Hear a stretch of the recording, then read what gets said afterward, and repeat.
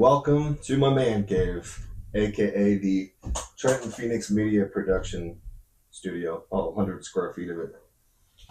Because I'm a control freak and I'm a perfectionist, I handle everything in Trenton Phoenix Media in-house, from writing, photography, editing, publications, marketing, workflow, audio, video. I handle everything. So this is my operational space. It's not really my creative space.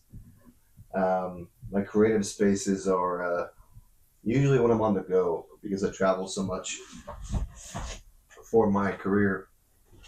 So I have various tools for that. My iPhone, primarily my iPhone, my iPad, and I will write in a notebook or my iPad or do audio, typically in the car, in the Challenger, or in my F-150, or on a plane, in a hotel room, things like that. I'll do a lot of creative generation on the road, or if I am here, I'll do it in my garage where I can sit there and enjoy the fresh air and see people walking by. I come in here to do the heavy post-production stuff of whatever it is. So my workflow, if I am writing ideas, little short narratives, poetry, a lot of the time I'll end up using an old school notepad and pen. My handwriting sucks. It always has sucked. But I can read it, so it's a little bit cryptic in that sense, I guess. And what I'll end up doing is taking a photo of it and scanning it through ChatGPT or something to try to digitize it. And it's effective. It's mostly effective. Probably about 90-95%. It transcribes pretty well. And I can go through and I can fine tune if there's any little jumble mistakes or whatever. I'll also write on the iPad, which I admit I'm still getting used to doing that. I've done it for about a year. That's pretty productive. You can see my handwriting is still the same. I don't have to digitize anything at that point, so that's nice. In fact, it can transcribe what I write on Good Notes almost 100% every time. So that's nice. And I can still keep sort of a hard copy of it in a sense. If I'm doing an actual narrative prose, that's quite a bit more complicated. Limitations with using your phone to do audio. If somebody calls, because it's my work phone as well, it disrupts the whole workflow. And so what I've learned to do is use an old school digital voice recorder that I've had for probably 15-16 years now. And lately I played around with using different forms of AI, like cloud capture, which is an external device, right, that you can hold, you can stick on the back of your phone, and it can record and transcribe all the audio on that device itself, having nothing to do with your phone or tablet. And so if you get a text message or a phone call, or you lose reception or whatever, it doesn't matter. It's all captured natively on that, and then it can be Bluetoothed over and transcribed after the fact. And so I will work through a lot of ideas, whether or not I'm truly trying to write a narrative or I'm simply brainstorming context, scenarios, textures, whatever it is. I'll build a lot of narrative in my head, talking back and forth with myself. And then when I'm back home and I have access to all my fancy toys, I'll sit and I'll listen in headphones, either my AirPods or my actual studio headphones. And then I'll take from there and I'll start fine tuning and expanding upon. So that workflow gets a lot of different ways for me to write. Another thing is, once I have a strong, narrative concept that I actually want to write, I might sit down and type it, the old school way. I'm not anymore going to write out chapters and chapters on paper. That is extremely laborious. It reminds me of the old days. But then I'll sit down and really spend 40 minutes, an hour and a half doing a voice transcription. Now, why that is particularly useful outside of the technical ability to transcribe what I say, again, it's not 100% accurate all the time, but it does a pretty good job. I have to go through editing and technical grammar, placement, aesthetics anyway. Specifically for two functions. For my poetry, the way that I tend to write poetry, it tends to be more lyrical and have a lot of staccato breaks in it, a lot of natural and jam and line breaks on paper, or breath breaks audibly. And so the vocal transcription certainly allows for that more poetic and staccato rhythm to happen than it does necessarily typing it. Because even after 20-something years, my syntax and my sort of nucleus of how I present something is definitely filtered through the way that I input it. And so if I'm typing it, it can tend to be a little bit more formal, and I have to spend more conscious time bringing it back down to the bare naked basics and making it less formal. So that's one particular way that it's useful. With Per Meos Oculus, the book that I'm writing now, which is a very long narrative prose book, not poetry. It has poetry in it in some cases, so it's poetic in some cases. But the structure of this book is designed, because Per Meos Oculus is Latin, it means through my eyes. It is designed to emulate the natural cognition patterns of me, in this case, because I'm writing it. And so if we get used to narrative prose in a written context, generated from a written context, it sounds less conversational, less intimate, less organic, less raw. Unless you have the skill to do that, it's very difficult to do that convincingly, especially over a long period, especially over multiple subsequent sections and chapters in a large overall arc. And so I can pretty well generate the skeletal system of a given, let's call it a scene. There might be multiple scenes in one section, or there may even just be one, depends. But I can generate that all natively in real time in my own language, with my own vocal inflections, my own word cadence, my own breath patterns, and my highs and lows, pitches, and things like that. And obviously, the AI will transcribe it in a literal sense. But that conversational tone, whether it's because there's multiple voices, you get the narrative voice, which is me, which is describing atmosphere, texture, logistical things, environmental things, from a sort of removed, 30,000 foot view perspective. But then you also have the conscious me as a character, and inside of that you've got at least two different voices. There's sort of the Marine voice and the civilian voice, or the operator voice and the agitator, or more mythically speaking, the angel and the devil on your shoulder, so to speak, right? So there's that internal dialogue that's not externalized, and that is a very different speech pattern and lexicon than per se how I would talk to somebody else physically in said room or said environment with me. And then you have those characters that are external. The external dialogue between myself and whoever is in that scene. And so I've played around with it a lot over the years, and what I found is that the perspective changes dramatically when I do a voice capture. And the feedback I've gotten for that has also been positive and concurrent to that. And so I will generate the bulk, like I said, it's a skeletal system, not all the fine details and perfection and cadence, but I'll generate the soul and the skeletal system of the scene that way. And then I'll transcribe it, put it up onto my workflow. When I'm doing editing, say, of Blood and of Ink and of Tears, because of the way I wrote it manually in Word. There's other programs available nowadays that make this whole publication process a lot faster. And I've started to get into those with Per Meos Oculus. But with A Blood and the Ink and the Tears, I still stayed native to that creative environment and the workflow from A Blood and Ink. And so that existed in Word. So there's different formats. There's different manuscripts for different purposes. You got your soft cover and your hard cover, and those both have two different ISBNs, but they have the same Library Control Congress number, but they have slightly different, mechanically speaking, format to go to the printer. So they have to be two different files.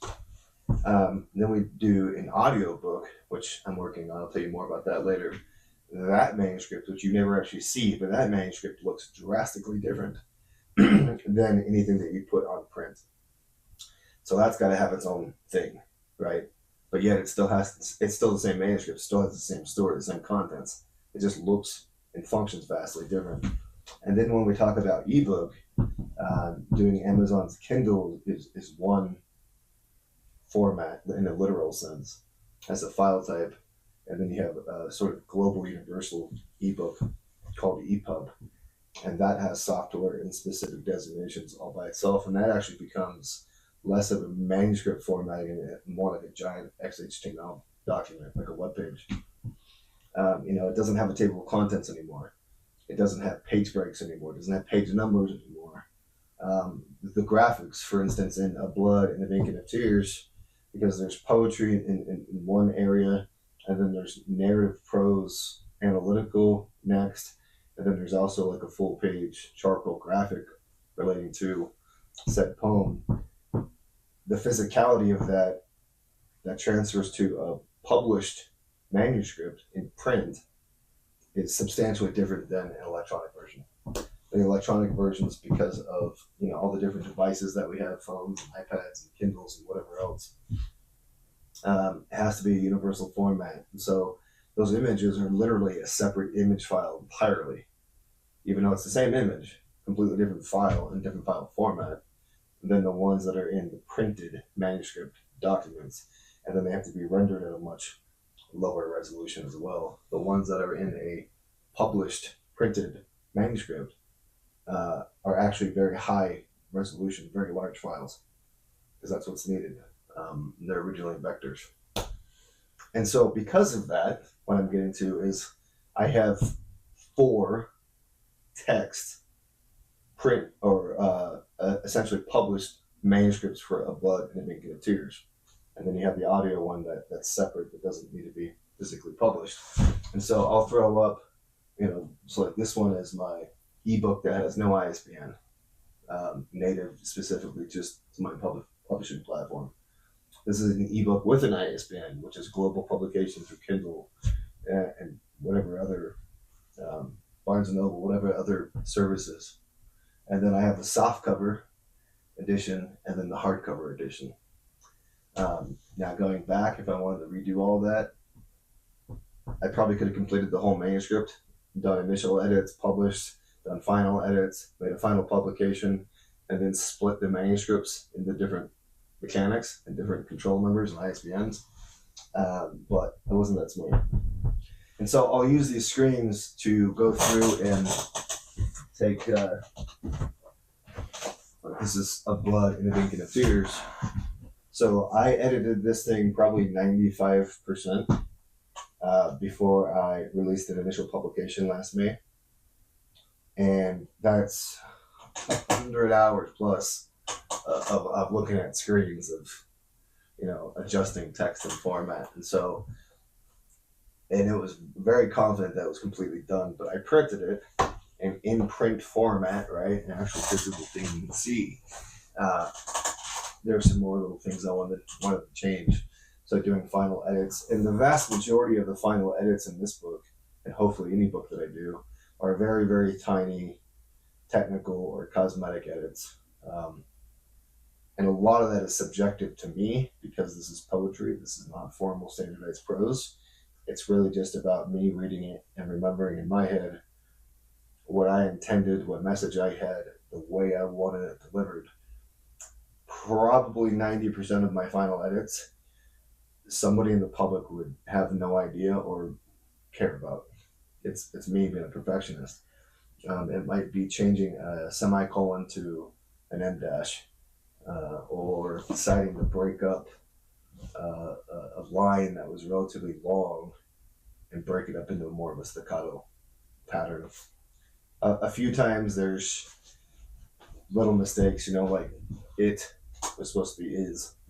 So there's nothing that would change the actual content or the message of the book. But so when I'm doing these final edits, which I've got through, I've got all the way into the war chapters in the Shadow of the Lives I've Taken, where it becomes combat narrative prose. I'll read, got my highlighter on my little pen. Okay, this little thing I didn't like, highlight it, make a little correction in pen, and then I'll turn around and congruently make that edit in each one of those manuscripts. So then when I'm doing for Per Meos Oculus, I'm actually using a program called Scrivener, designed by authors for publication specifically. And it gives me total control, but it's a lot more robust than Word is. And so I'll take generated audio, I'll transcribe it through. What happens is Cloud gives you a literal transcript, like you would a phone call or anything else. It'll say a timestamp, and then these 12 words, and then a timestamp and these 2 words, whatever. That's not functionally useful for me.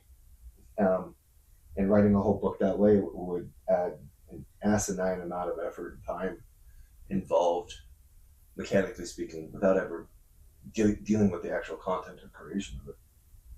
So then I can copy over that transcript, so to speak, from whatever that section is that I provided in audio, and I've built up profiles and algorithm with ChatGPT to index that, remove all of the timestamp transcodes and whatever, and provide a pretty functional prose format in text, functional enough that I can go through and that I can edit. And so then I'll load up my studio headphones again and listen in real time to what I said, because sometimes I use lexicon that's very militant and not commonly recognized, or I might use some words that are not commonly used in the English language anymore. Like concertations is an example of that. It's archaic. A concertation is essentially a bargain, a negotiation between different parties in business, and you're making concessions until you get to an agreed upon net result that both parties or multiple parties agree upon. And so I'll use words like that sometimes do not translate. It comes up with something completely arbitrary and weird. So then I have an editable technical document that I can read in text. And then I'll go through and I'll correct what's wrong, make it in its base complete. And then I can start expanding upon that like a blueprint and start filling in more of the narration, the contextual details, the textures, nuances, finite detail versus temporal bleed effect. And sometimes I'll look at it like a camera. Sometimes I'll hyper zoom in on a very specific thing or emotion or an action or a thought or a friction. And then other times I'll very obliquely just zoom way out and leave it fairly ambiguous. And then that lens can move in and out depending on the emotional state and the cognition of the character at that time. And so that is a mechanic to sort of feel and embody and ride the wave of the emotional and psychological, in some cases spiritual per se, tonality of the character without ever actually saying, oh, and he lost focus, or he slipped back into a flashback, or he was elated, or whatever. That's just not really my style of writing. And then so once I get, whether it's a blood and an ink and a tears, or even if I'm, like right now I'm republishing Dark Tomorrow, the first book I published when I was 18, I'll slip through all these various modes, through the computer, through the phone, or whatever.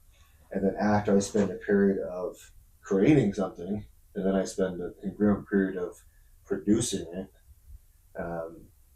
I'll oftentimes segue into an entirely different project. I'll work on an audiobook, or my computer's pissed off at me now. Whatever. I'll work on photography or media generation or social media, whatever. But just put my brain into a different creative space for a little bit and let what I just did, that's very heavy creative generation centric, kind of permeate for a little bit. Just kind of let it rest. That way I can come back to it from a conceptual standpoint with a different lens. And then I can catch a lot of incongruencies or things that I feel like, well, I think I meant this, but the reality is I actually feel this way, and this is more articulate, and I'll make those changes. So I'm going in and out of a lot of things. Now, relative to my photography, my writing started when I was 14, 2001, right? I had no care so much about conformity. And so I continued with that, and I got into the military. And on my second deployment in Iraq, I acquired a Canon Rebel XS, my first DSLR camera. That was like January 2009. And so I have always used photography also as a secondary means of creation and essentially immersion therapy, basically. Some people might laugh at that, but it gave me a concept of a way to develop another eye to perceive the world, the world that I was in, that I was inhibiting, and try to find beauty in negative spaces or in shallow spaces, and really just change my overall relation to my environment. And so I've gotten through, I don't know, a half a dozen camera systems at this point. I think the first one was the Canon Rebel XS, and then I bought a Rebel T1i, which is actually a pretty substantial improvement, technically speaking.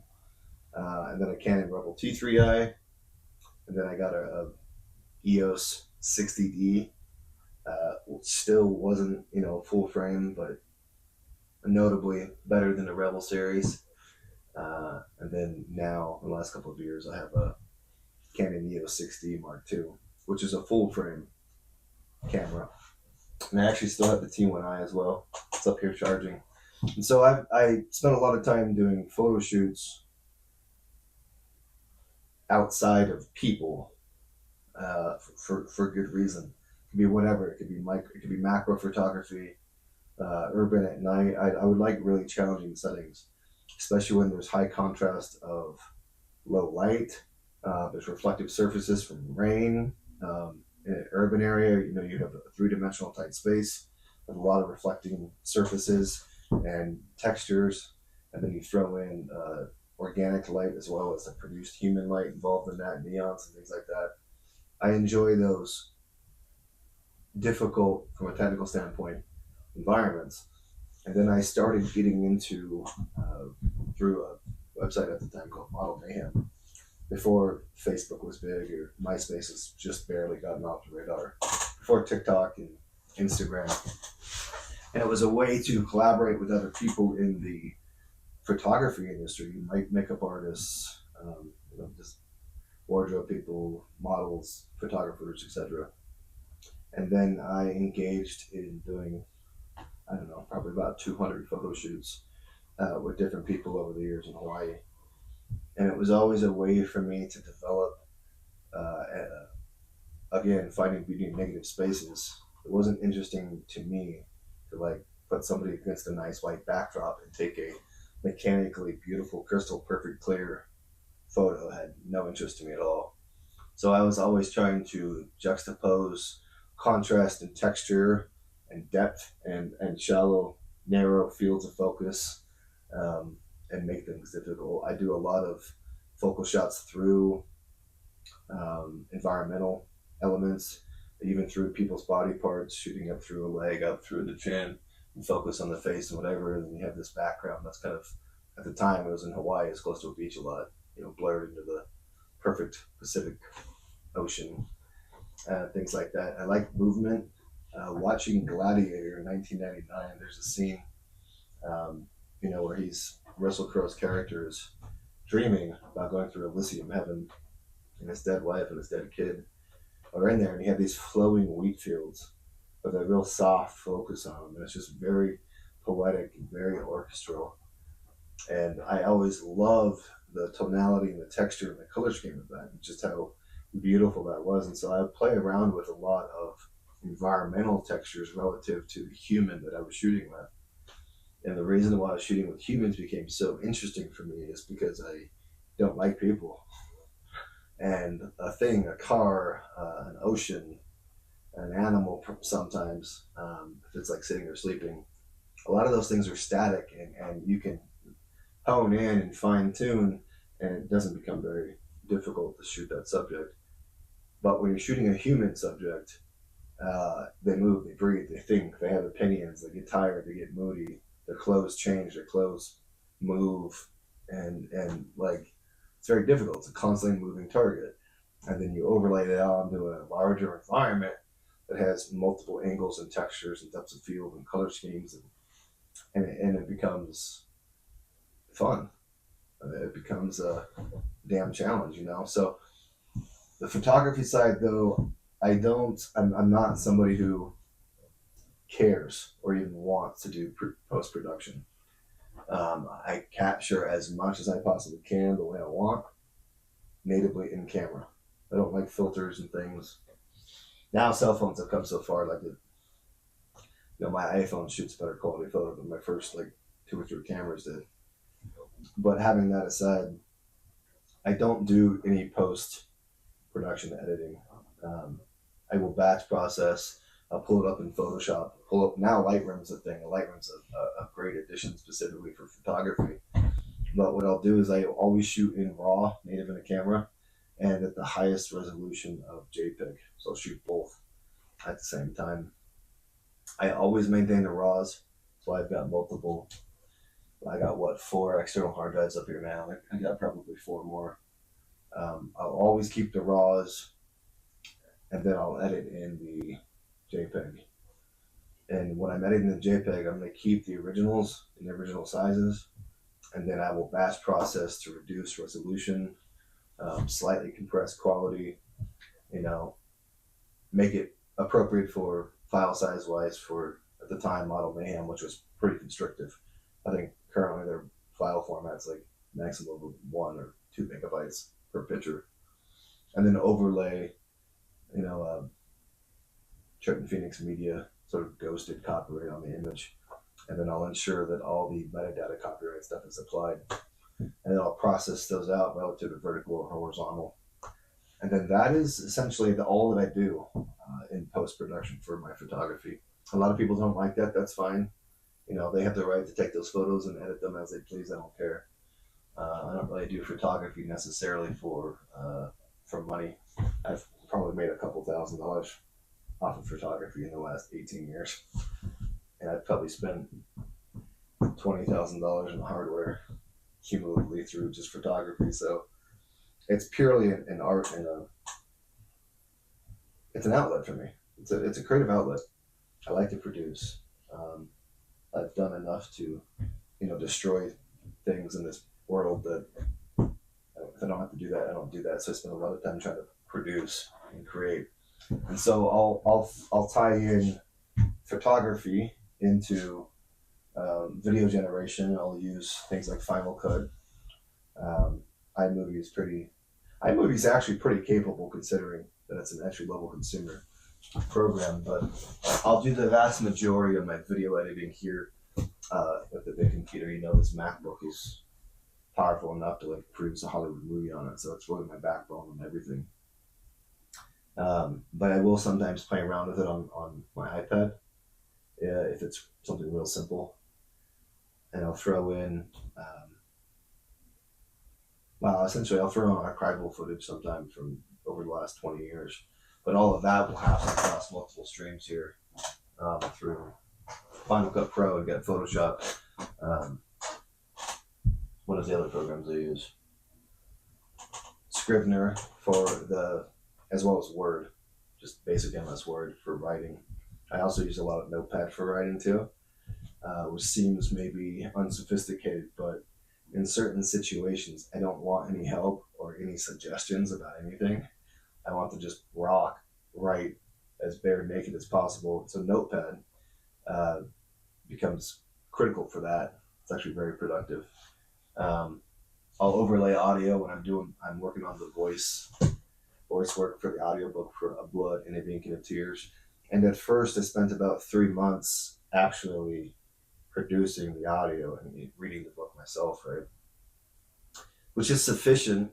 I wasn't happy with it. It's an extreme amount of work, and I'm not a professional voice actor. I also don't have a professional voice studio. I became very labor intensive, so I started playing around with the idea of using AI to create a voice clone of myself. And I did. So I recorded a couple hours worth of my native voice, through the studio mic. And then I can use that to actually generate the audiobook, which is what I'm in the process of doing. There are other endeavors relative to audio, things that are not released. Maybe they won't ever be released. I don't know. Maybe they will, like spoken word type things. And so audio, video, photography, writing, all of that's happening primarily here. Once I'm out of the generation stage, the creative generation stage, that happens with manual pen and paper, audio recording phone, the iPad. Because I am that control freak, I also maintain and do all of the publicity stuff. I do all the media press kits over the years, the website. When I first started building websites, it was a freshman 2001. Essentially, if you had a .com, you were good. And then MySpace came in, and that kind of fizzled out and became Facebook. But still, if you had a .com, you were pretty much good. Like that, Facebook and MySpace were kind of a toy. That's certainly not the environment now. Now you have those, and you have Snapchat, which I think is weird, and TikTok and Instagram and YouTube has become a world powering force now. And you still need a website. So I manage all of the marketing and generation of content for that, for better or for worse, as well as the website. And I handle all of the legal stuff too under Trenton Phoenix Media. So all the copyrights for everything that I produce is all handled under that. Everything. That's it. Welcome to the Trenton Phoenix production studio. Thanks for checking it out. This is my little man cave. I'll see you soon.